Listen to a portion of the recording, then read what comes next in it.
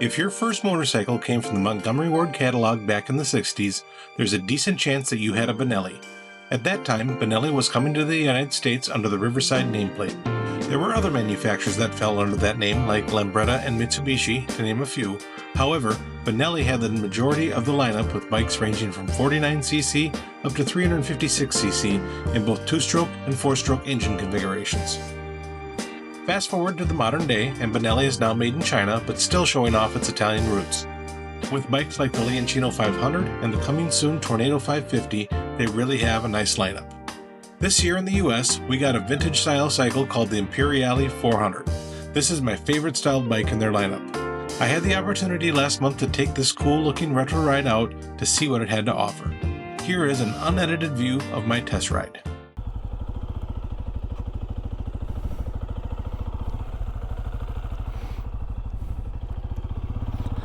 Alright, so here's my favorite looking Benelli, because I'm an old school guy. It's a 400cc single thumper. This is available for purchase right now in the good old US of A.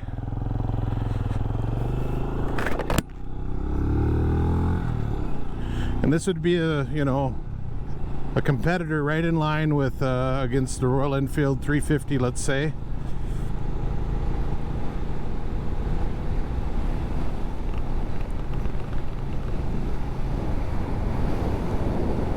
Feels nice. Got to put my button up there again. Man, what a fun day.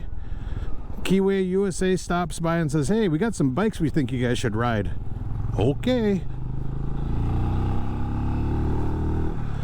So what is this good for? This is great for tooling around the lake, looking awesome. I mean, this has the style. If you want a retro ride, an MSRP of these guys I think are a little under $5,000.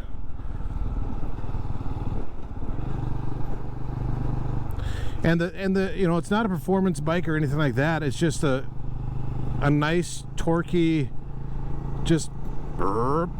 I think these are rated at 21 horsepower and 21 foot-pounds of torque is what they were saying. What is this? The Imperiale? I don't remember, like not a lot of this stuff hasn't really been on my radar, so I haven't researched a lot of it. Imperiale or Imperial or something like that. It has a cool name that I don't remember as I'm riding it.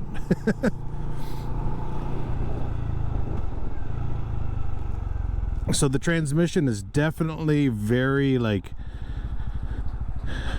it has an old school feel to it with how it clicks into gear.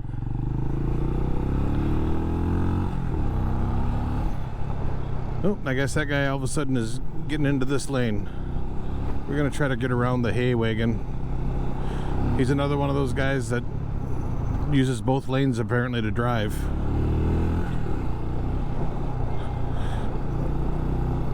I don't think it's a 90-year-old lady like the last one that was doing the same crap.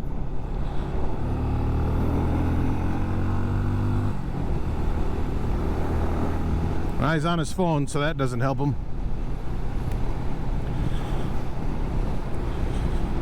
So this thing handles nice. It's not fast. It's a 5-speed transmission. So what am I cruising at right now? 50 miles an hour, 3,500 RPM. So that's probably a good cruising speed for this, I'd say.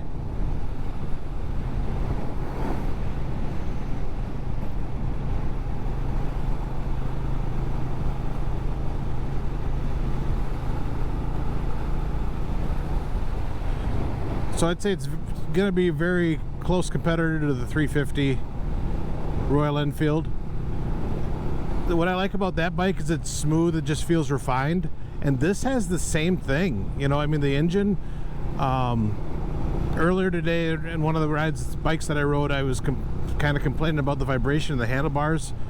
You don't have that vibration in here. I'd say maybe the 350 Royal Enfield is slightly better, but this is more than adequate.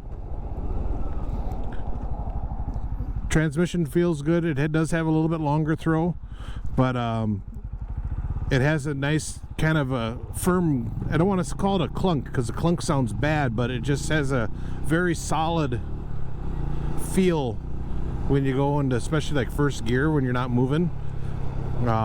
So you know that it's kind of like a Harley Davidson when you put them into gear and they just have that gunk. Yeah, okay, we know we're in gear now. It has a similar feel to that. This is a US spec bike. Not everything I've been riding today has been US spec. Seating position, it feels like I'm sitting on a chair, just, you know, in a nice, comfortable position. My legs, you know, I'm very centralized. It feels like I'm riding a bike from the 60s or 70s as far as the seating position goes. I'm definitely sitting up on top of the bike, you know, rather tall. The other thing about this one that's cool is you got rear suspension in it, but you also have a sprung rider seat. So the seat that I'm sitting on actually has springs on it too. So it's comfortable. It soaks up the bumps good. You know, if I were, like I said, tooling around the lake, tooling around town, going to a bike night in town, you know, this is going to be a cool bike. Again, you're probably going to be one of the few. This is just a sweetheart of a retro style motorcycle. And I've had my right turn blinker on this entire time.